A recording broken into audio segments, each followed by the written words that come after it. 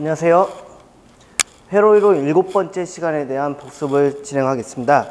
자, 7번째 시간에서는요, 10장에 대한 2단자 회로망에 대한 걸 봤었고요. 자, 2단자 회로망에서는 세 가지를 알고 계시면 되세요. 첫 번째는 구동점 임피던스, 두 번째는 0점, 극점, 그 다음 세 번째는 저항 회로에 대한 부분, 세 가지를 알고 계셔야 되는데, 자, 첫 번째 구동점 임피던스란 건요, 우리가 앞에서 배웠던 RLC, 직렬, 병렬, 회로가 있을 때, 자, 그냥 임피던스를 표현한 겁니다. 그래서 구동점 임피던스라는 거는, 자, 임피던스인데,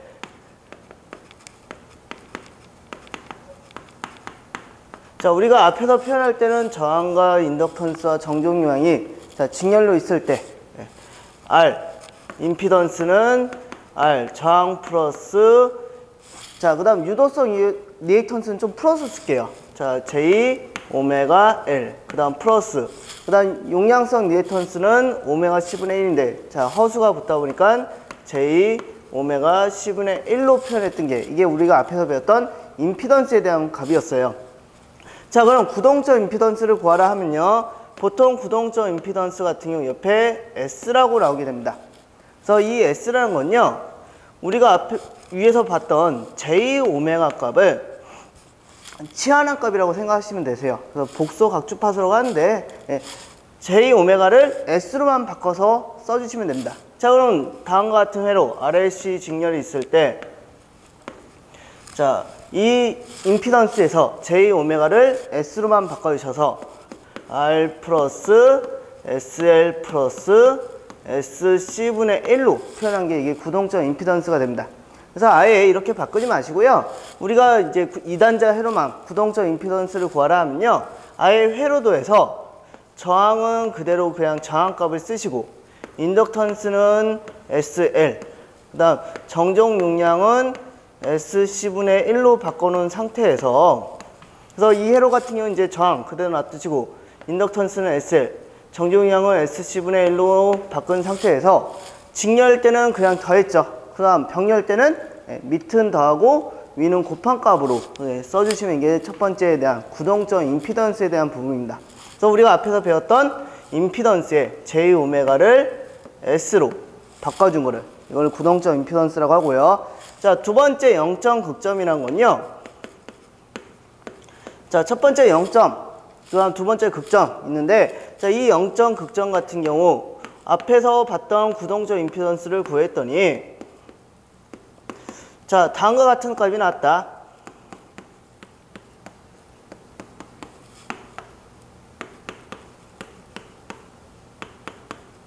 자, 다음과 같은 값이 나왔다면, 이때 0점이란 거는 이 구동점 임피던스가 0으로 가기 위한 S의 값을 0점이라고 하고요. 자, 극점이란 거는 이 구동점 임피던스가 무한대로 갈 때의 S의 값을 극점이라고 합니다. 자, 그럼 이 회로가, 이 구동점 임피던스가 0이 되기 위해서는 분자가 0이 되면 돼요. 그래서 분자가 0이 되는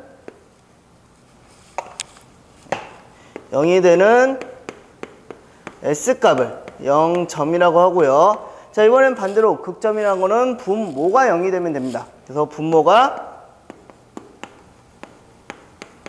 0이 되는 S값을 극점이라고 한다. 자, 그러면 이 임피던스가 0점이 되기 위해서 분자가 0이 되려면, 자, S의 값이 마이너스 3과 마이너스 4가 들어가죠. 그래서 그 값이 0점이 되는 거고, 자, 극점은 분모가 0이 되기 위해서 S값이 마이너스 2와 마이너스 1이 들어가면 0이 되기 때문에, 이때 극점이라는 거는 마이너스 2와 마이너스 1이 극점이 되게 됩니다. 그래서 0점은 분자가, 극점은 분모가 0이 되는 S의 값을 나타내고요. 자, 그럼 이때 0점이 되면 구동점 임피던스가 0이다 보니까 이 회로는 어떤 상태가 되느냐? 단락 상태가 되게 되고요. 자, 극점이 되면 구동점 임피던스가 무한대가 되다 보니까 이 상태는, 회로는 어떤 상태가 된다? 개방 상태가 되게 됩니다. 그래서 개방 상태가 된다. 자, 그 다음 세 번째 알아두실 거는, 자, 정저항회로. 자, 정저항회로란 거는, 자, 그림이 두 가지가 나올 수가 있어요. 그래서, 뭐, 저항과 인덕턴스가 병렬로 연결된 회로와 저항과 정정 용량이 병렬로 연결된 회로가 직렬이 있을 때, 또는 저항과 인덕턴스가 직렬, 저항과 정정 용량이 직렬로 연결된 회로가 서로 병렬로 연결되어 있을 때, 근데 어차피 두 개에 대한 정저항 조건은 같은 조건을 갖게 되고요. 자, 그럼 이 정저항 회로란 건 뭐냐? 자, L과 C가 있지만 이 회로가 주파수와 무관한 회로가 됐다. 그래서 주파수와 무관한 회로를 정저항 회로라고 하고요. 자, 이때 정저항 조건은 어떻게 되냐? 자, 정저항 조건은요. 그냥 R로 하죠.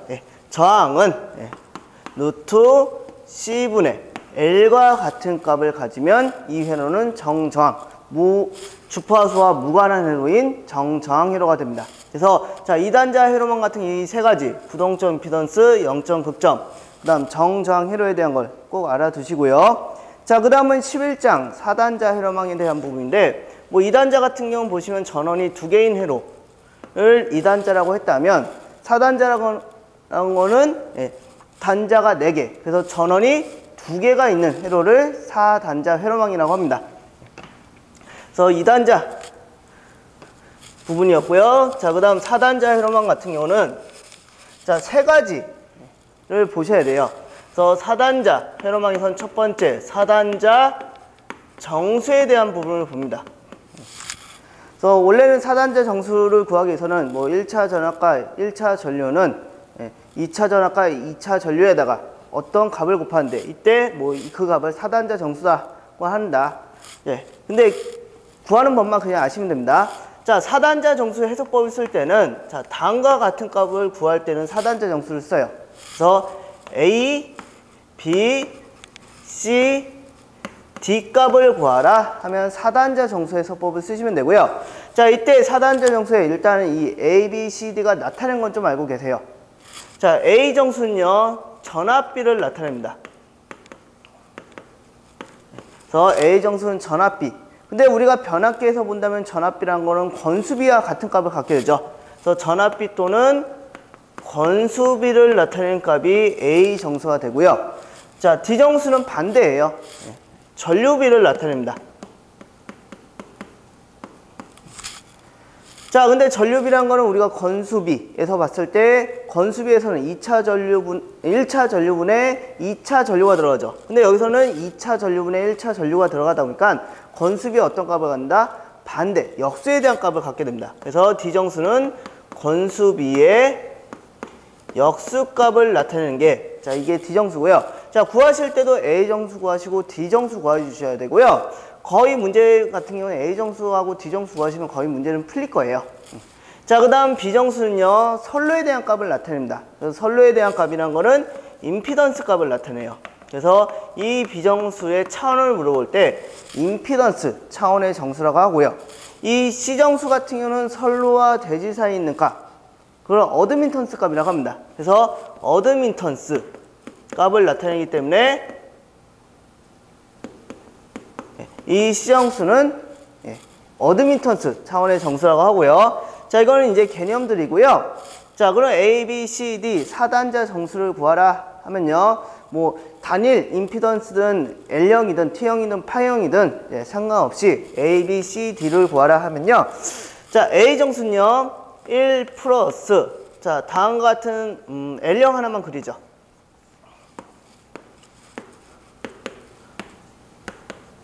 자, 다음과 같은 회로가 있을 때, 자, A 정수를 구하라 하면요, 1 플러스 해주신 다음 오른손으로 치고 올라간 두 개를 분수 형태로 써주시면 됩니다. 그래서 오른손으로 치고 올라간 값 두 개를 분수 형태로 써주시면 되고요. 자, 그 다음 구할 거는 D정수. 자, D정수는 반대이기 때문에 1 플러스 왼손으로 치고 올라간 값 두 개를 분수 형태로 써주시면 됩니다. 자, 그 다음 B정수는 선로에 있는 값.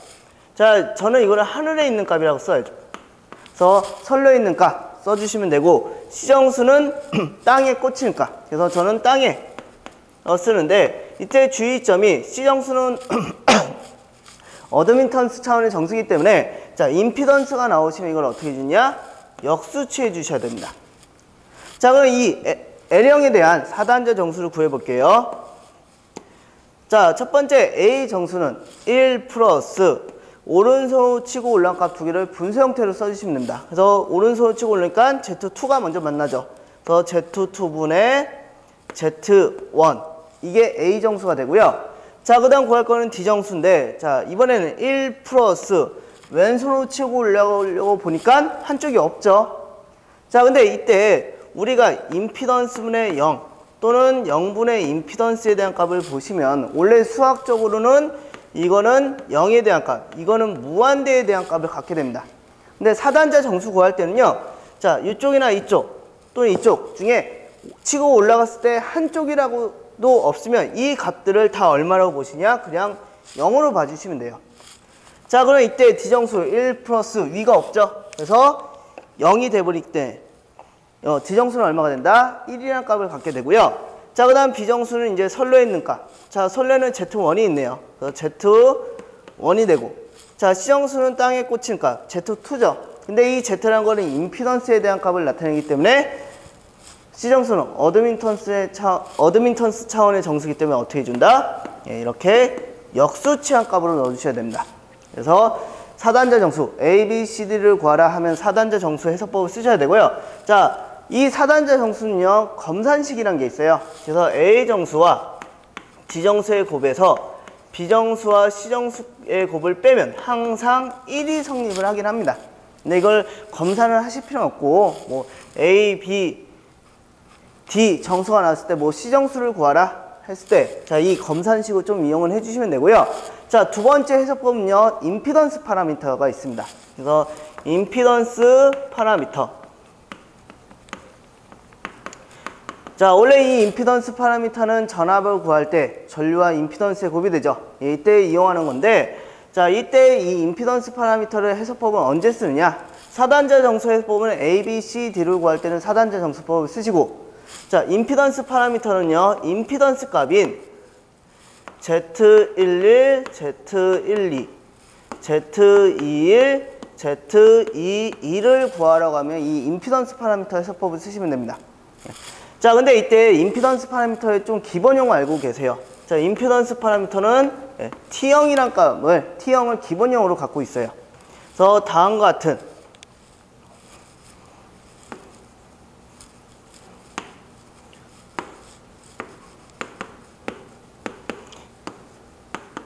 형태를 T형, 기본형으로 갖고 있고요. 자, 이때 임피던스 파라미터를 구하라 하면요.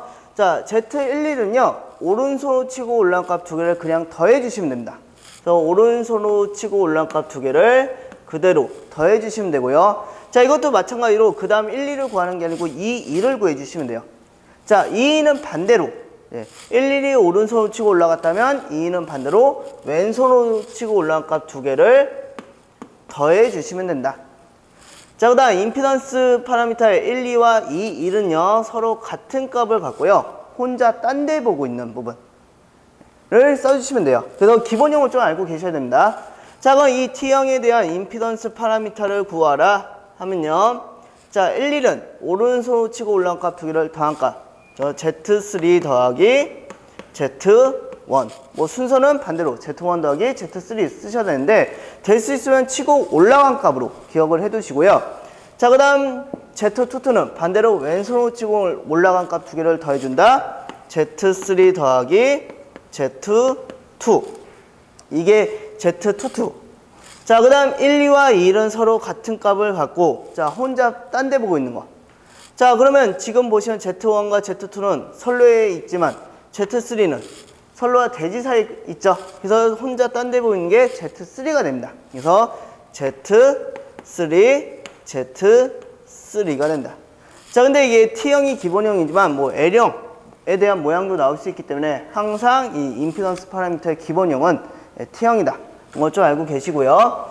자, 그 다음 세 번째 해석 방법은 어드민턴스 파라미터. 자, 자, 어드민턴스 파라미터는 자, 전류를 구할 때 써요. 원래는. 그래서 전류는 자, 어드민턴스가 나왔기 때문에 어드민턴스와 전압의 곱이다를 이용하는데 자, 이 어드민턴스 파라미터의 자, 기본형을 좀 알고 계시면 자, 임피던스 파라미터가 기본형이 T형이었다면 어드민턴스 파라미터는 기본형이 파이형에 대한 값을 갖게 됩니다. 자, 그럼 이때 어드민턴스 파라미터 해석법을 쓰는 때는 언제 쓰느냐? 이번에는 어드민턴스 값을 구하라. y11, y11, 12, 21, y22를 구하려면 어드민턴스 파라미터 해석법을 쓰시면 되고요. 자, 근데 이때 구하는 방법은요. 임피던스와 어드민턴스는 반대죠. 그래서 구하는 법도 어떻게 구한다? 반대로 구해주시면 됩니다. 자, 12를 구하라 하면 Z11은 오른손을 치고 올라갔죠.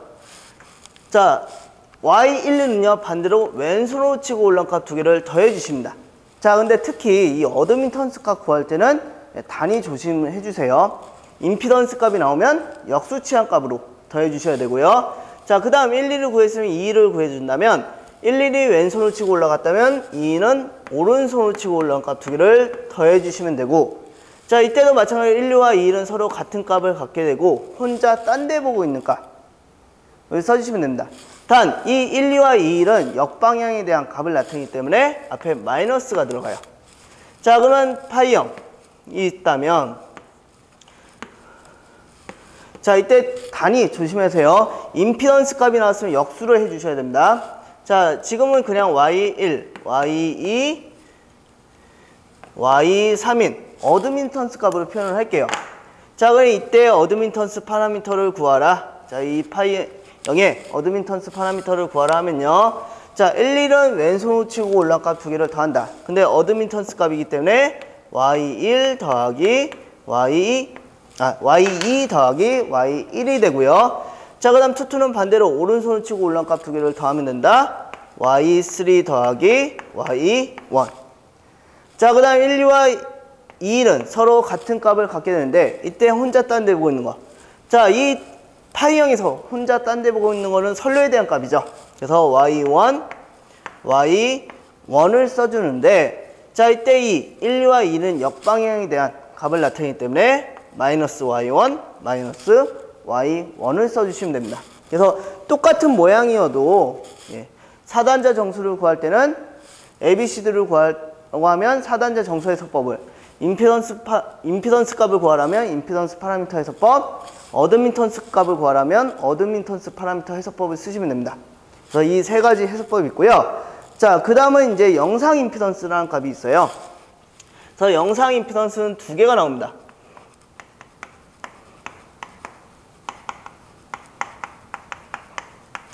자, Z01, Z02가 나오는데 이때 Z01을 1차 영상 임피던스, Z01을 2차 영상 임피던스를 하고요. 1차 영상 임피던스는 1차 측에서 바라본 값, 2차 영상 임피던스는 2차 측에서 바라본 값을 1차, 2차 영상 임피던스라고 합니다.